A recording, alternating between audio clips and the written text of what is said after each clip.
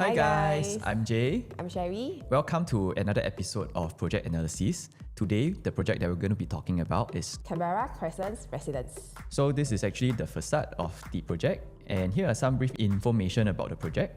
So it's actually jointly developed by King Leong and Low King Hua.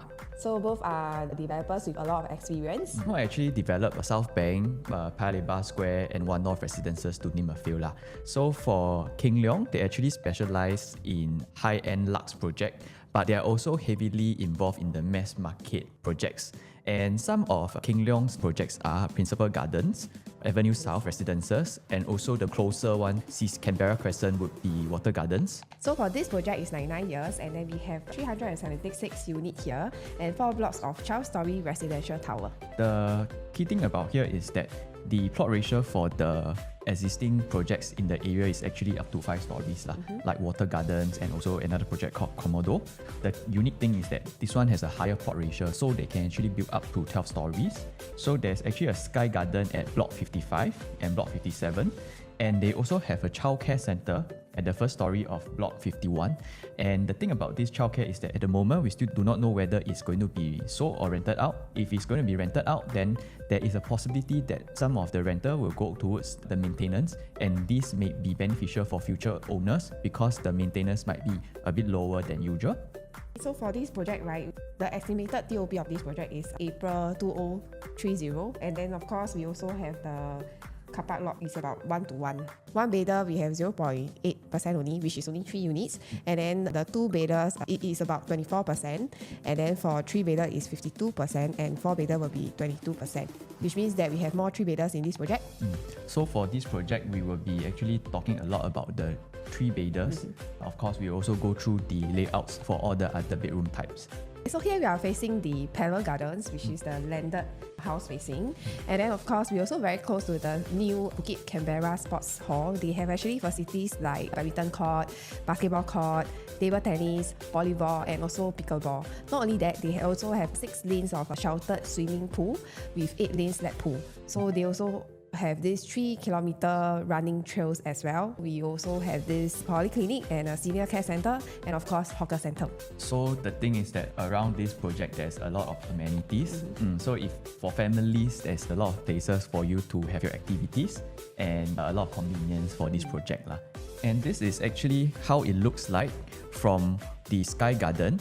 You can see that actually the design is focused a lot on greenery, and they have a lot of landscaping dedicated to the facilities, and also they have a few pools which we will show you later on. And as I mentioned earlier, for this project they have a higher plot ratio, right? So it has 2 sky lounges on the top floor, which just now we already mentioned, and for this, the owners are actually able to go up and also enjoy a 360 degrees view of the surrounding, which I think is quite nice. So for higher floors, we are actually able to clear the landed houses in front of us and enjoy a distance for almost 150 meters from the building for certain units. If you look at this, we want to also bring up that over here right now is actually zoned as educational under master plan, and these 2 currently still empty plots. But if let's say they do build a school next time, likely going to be maybe 5 stories.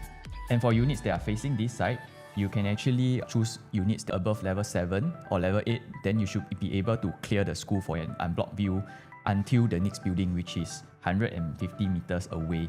And over here, there's actually the landed view. So for units facing this side, you can choose the units based on your liking. Whether you like the view, then you can go higher floors in order to get an unblocked view. The setback is actually quite good from the next building.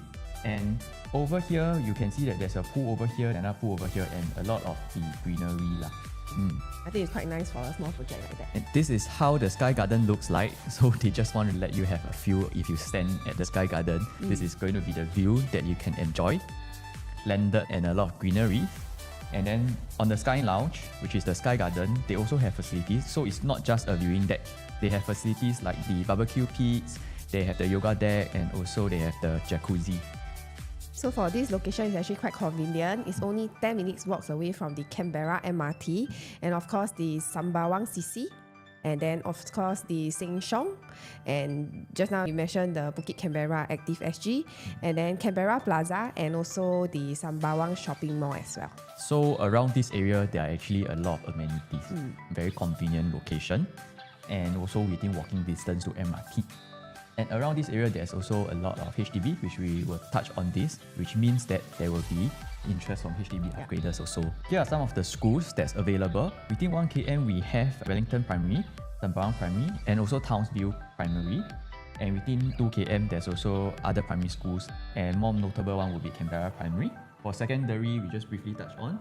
You have your Yishun Town Secondary and all this. So it's an area whereby there's a lot of schools nearby. If you are a family with kids, then this could be something that is beneficial for you.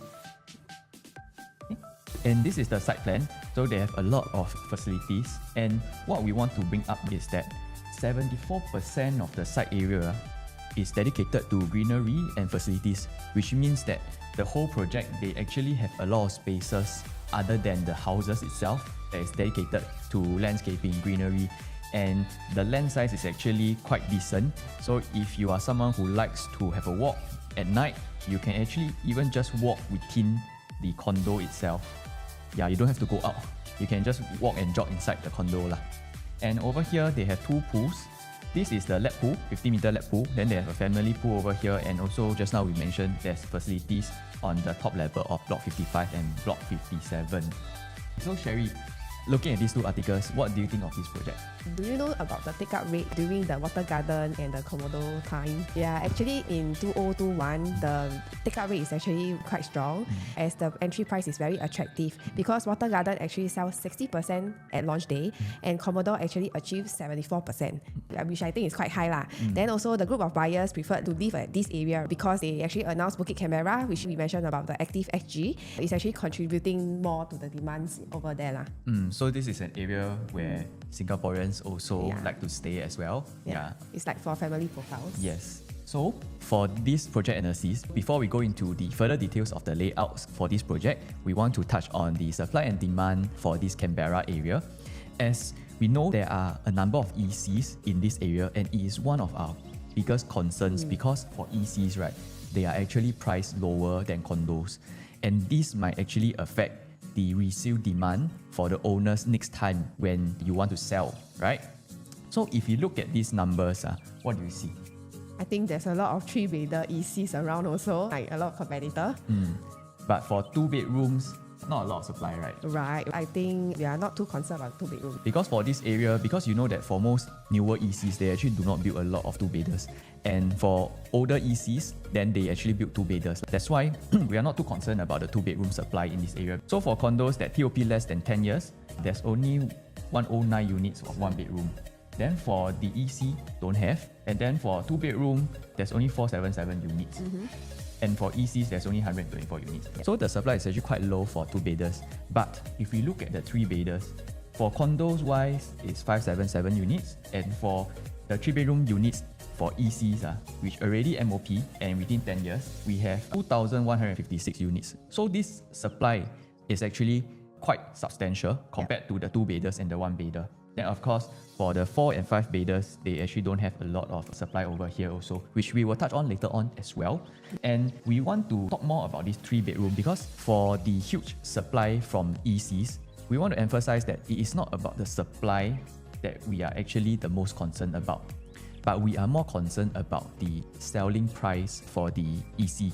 Because due to their lower PSF, you know that ECs, when you buy from developers, they actually buy lower, right? We want to make sure that as a condo, you still have demand from the resale buyers in the future. So let us touch on this supply and the demand. So in an area with a lot of ECs, there's actually 2 scenarios that can happen. So one scenario is that the EC is almost the same price or higher price than condo. This is the first scenario. The second scenario is that the condo still able to get higher price than the EC. So let us show you in the next few slides of some examples of this.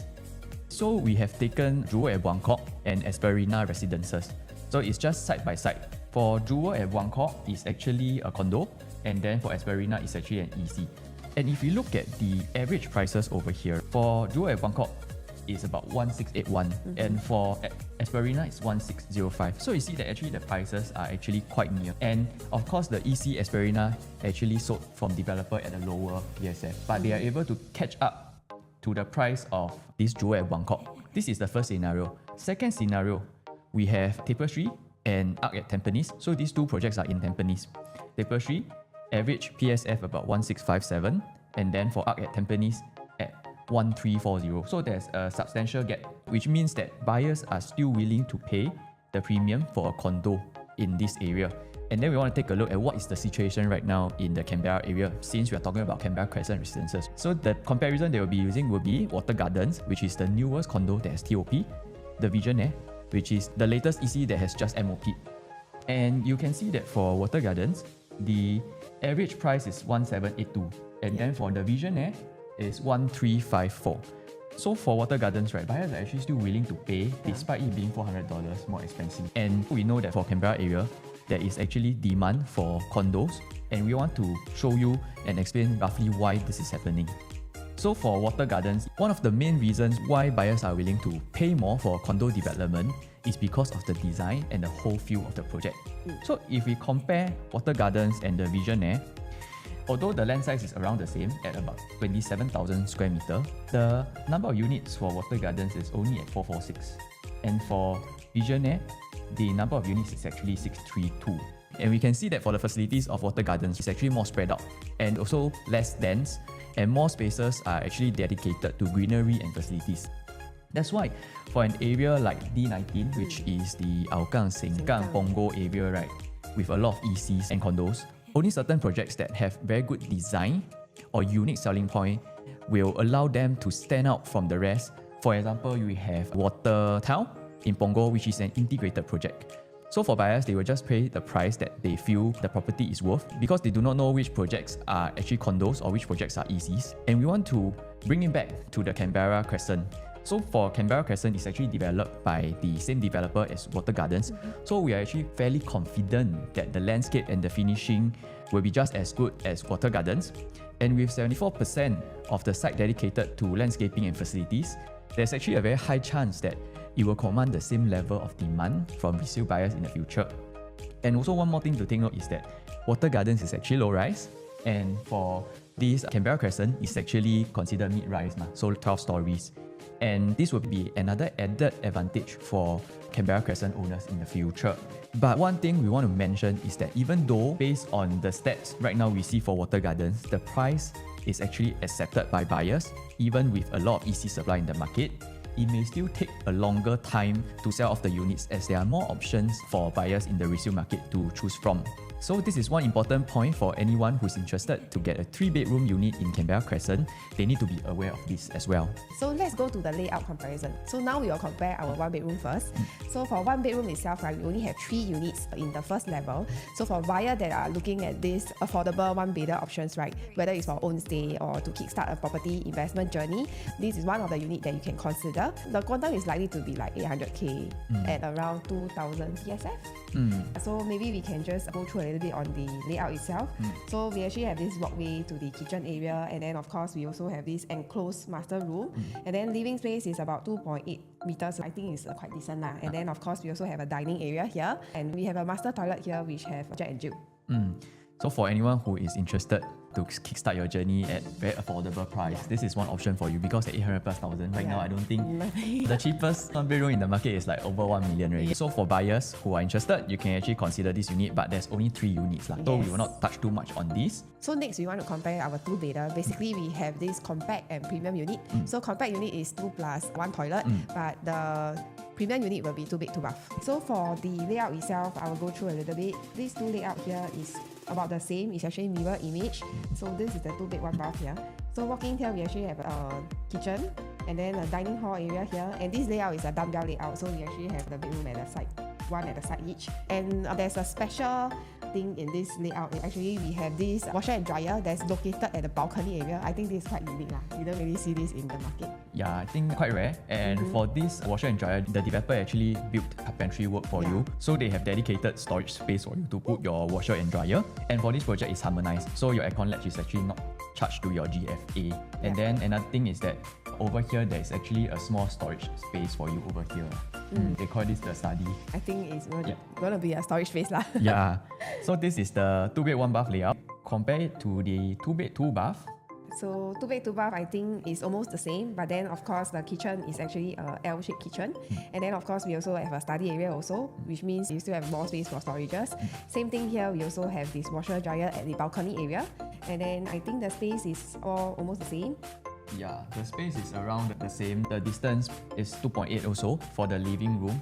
So layout wise, I think it's more or less the same. It's just whether to decide whether you want one bath or two baths. And these two layouts are actually mirror image, more or less. So essentially, we are just comparing between 1 bath and also 2 bath. As for which one is our 2-bedroom top choice, let us show you in the next slide.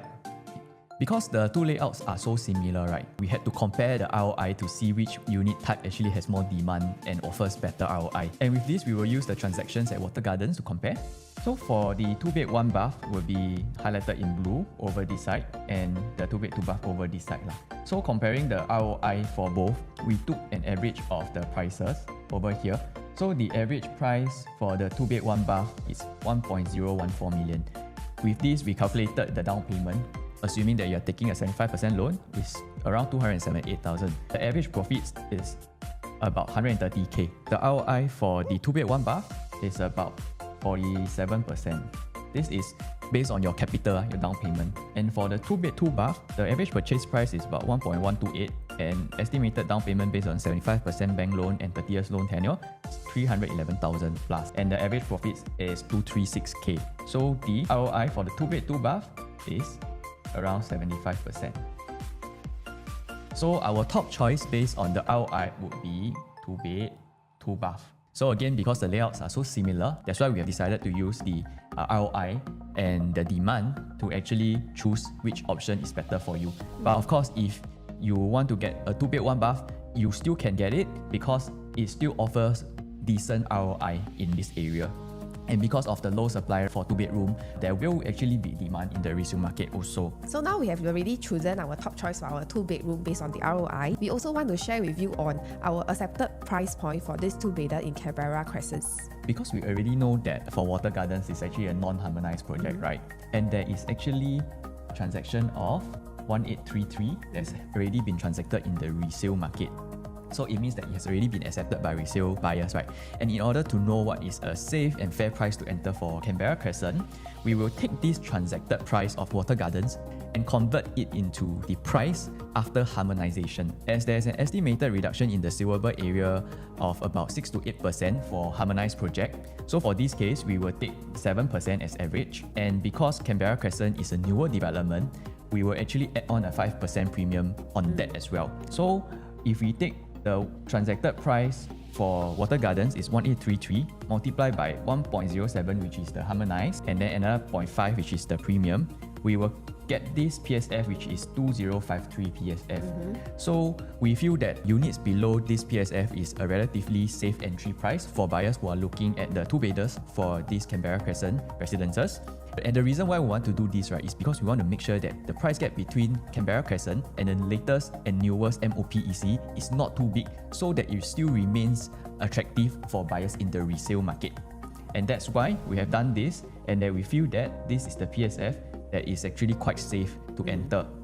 Okay, because it's already been accepted by resale buyers of Watergardens. Right. And also for Canberra Crescent, it's going to be a newer project, and it's going to be something different because it's going to be mid-rise, not just 5 levels. So that's why I think this is the price that buyers can actually look at. So now let's dive into our 3-bedder compact layout. Let's dive into our 797 square feet first. Okay, so based on this layout itself, we actually have the normal walkway, and then we have this kitchen here, but it's not enclosed. We also do not have any windows here. So I think for 3-bedroom, it's very important to have window because majority of our future buyers usually are HDB upgraders. Proper kitchen with window is more important, and especially at the $2,000 square feet PSF, we are considered quite low in this current market. So we do feel that the buyers will be able to afford the difference, and so our preference will not be this. amenities because there isn't any proper kitchen. So now let's dive into our next layout. So the next layout we actually want to touch on is this layout here, which is 872 square feet. It's actually quite similar. The difference is only this walk-in wardrobe over here. So basically, this walk-in wardrobe, do you think that this is something that buyers will consider? I don't think that is going to be the major difference maker. And for this layout, it's actually quite similar to the 797 layout, right? The only difference is the walk-in wardrobe. And for this layout, there's only 4 units. So we won't touch too much on this also. And because they don't have the enclosed kitchen and also the windows, this will not be our top choice. Yeah. So our top choice will be these 2 layout here. The difference is only the foyer area. We will zoom in into the layout itself. Basically, for this 3-bedder, we actually have this privacy over here in the walkway area. And then, of course, we also have a dry and wet kitchen area. And the thing is, we have windows over in the kitchen area and not forgetting of this study area. I think the study area is quite important lah. And then, of course, the bedrooms also have windows, unlike the one that we mentioned earlier. So the key thing about this layout at about 900 square feet is actually quite efficient because it actually comes with closable kitchen, and also there's a study over here that you can actually convert it into storage space or helper's room. Of course, if you do not want the study, you can actually knock down this study and the living room becomes even bigger. But of course, you have to actually enclose your kitchen over this side yourself. These 2 layouts are actually almost the same, just that the foyer area is different. And for the 3-bedroom compact, this will be our top 2 choices because it's similar in size and design except for the foyer.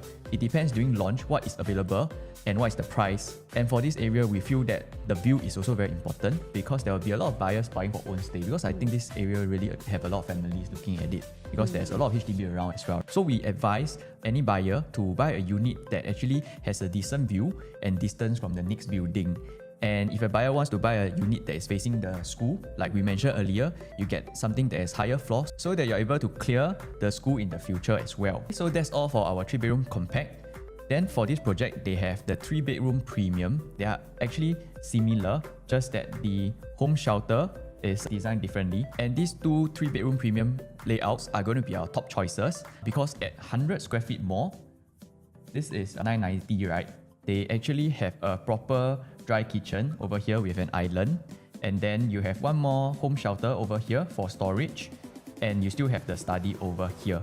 So the study can be used as a helper room or storage, but you already have a home shelter over here for storage. So it depends on how you want to use it. At 990 square feet, it's really efficient as well.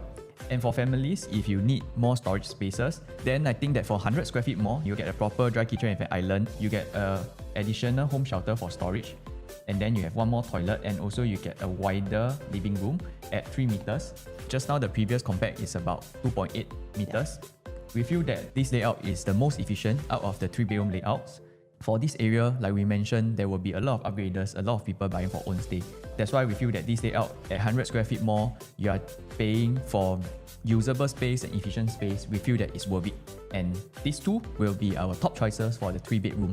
So just now we have already done the accepted price point for the 2 bedrooms. Now we're going to do it for the 3 bedrooms. So same thing, we're going to use the highest transacted PSF for 3 bedroom in Watergardens, which is 1804 PSF, and convert it into harmonized project and see what is the price that accepted. So for this, we will take 1804 multiplied by 1.07, which is the harmonized 7% and another 5% premium because it's a newer project. We will arrive at this 2020 PSF.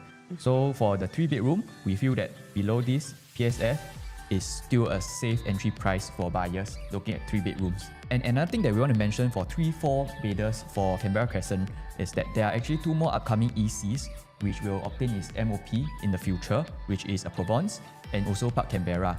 Their units have already transacted at about 1,005, those buyers who bought from developer. And for Provence, there's no 2 bedrooms, and for Park Canberra, there is only 1 unit of 2+ study. So we don't have to worry too much if you are looking at the 2 bedders.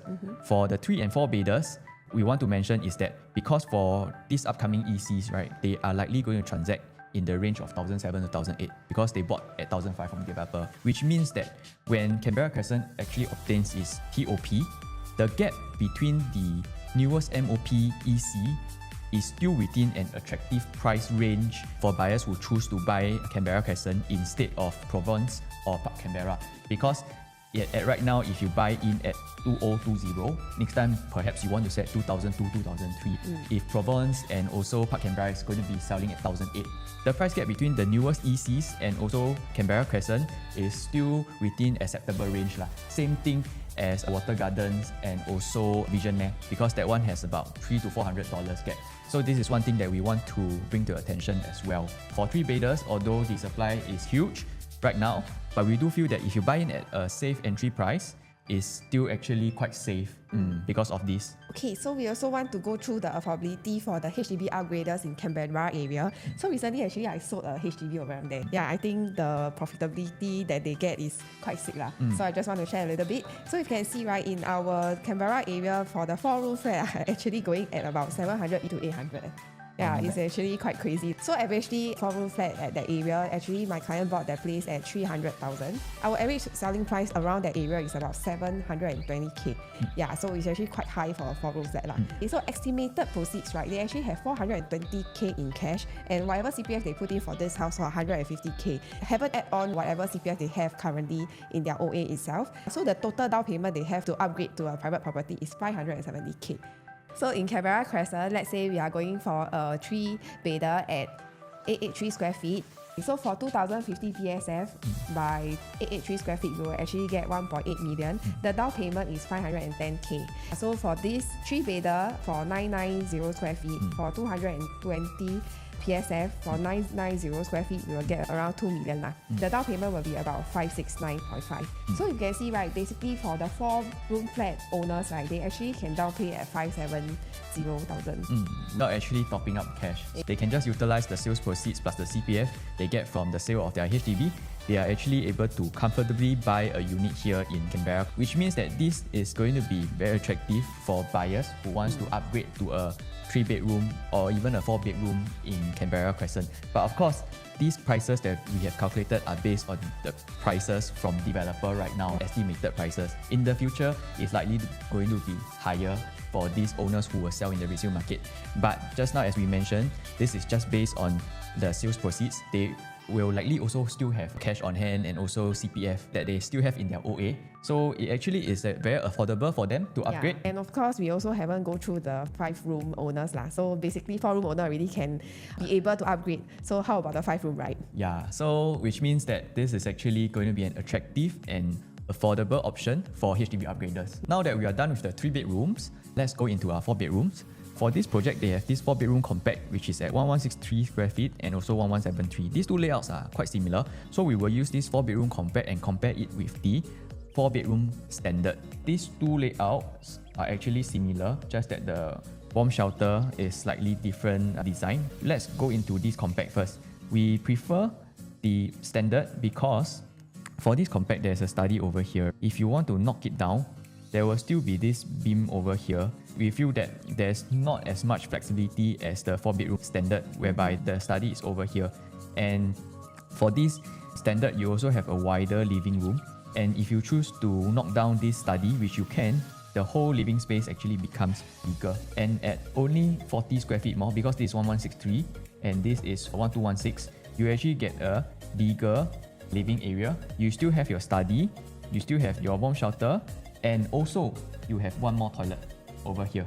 So for the compact, there's only 2 bathrooms, 1 WC, but for this standard, at just 40 square feet more, you get one more proper bathroom over here. And we feel that this is actually worth paying for, the 40 square feet. And that's why we feel that the standard is our top choice for the 4 bedrooms right now. And for the 4 bedroom standard, we will actually choose this layout, which is the 4 bedroom SA. The reason is because I feel that this bomb shelter over here actually offers more flexibility. The size is actually 1950 by 1450, which means that if you really want, you can actually do a pull down bed over here for helper. But for this bomb shelter over here, it's actually longer, but it's actually narrower. If you really want to do a pull down bed, you can do that because it's 1950. Most of our helpers probably won't be 2 meters tall, right? So you give them a wider space to sleep. This is if you really want to use this home shelter as a helper's room. If not, you can still use the study. You can use the home shelter as a storage. So for these 2 standard layout, we will choose this. Then lastly, they have a premium layout, which is at 24 square feet. Our top choice is still the standard because at 100 square feet more for the premium, you do have a slightly bigger living room, and of course the master bedroom you have a walk-in wardrobe. But at 200,000 more, because of the 100 square feet more, we feel that there won't be actually significant difference or impact in the resale market. But with that said, if you are buying for own stay and you prefer a bigger living room and also have a master bedroom with a walk-in wardrobe, then of course you can still consider a premium. But for us, our top choice for the 4-bedroom will be the 4-bedroom standard because we feel that this is the most efficient. So for the 4-bed layout, we are not going to touch on the affordability as the supply is very low in this area. So naturally, there will be more demands in the resale market due to the low supply. So our accepted price for our 4-bedroom in Canberra Crescent.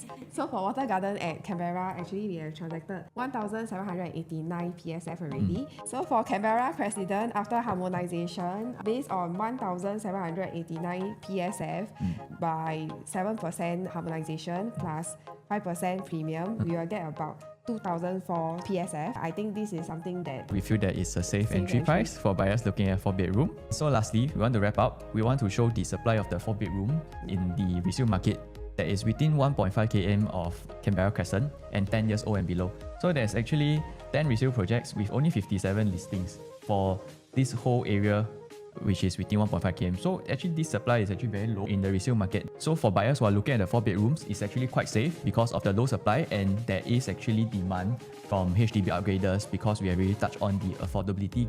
And of course, this is an area which is near to MRT with a lot of schools and plenty of amenities. We feel that for the 4-bedrooms, there will be demand in the resale market. And with that, we have actually come to the end of our project analysis.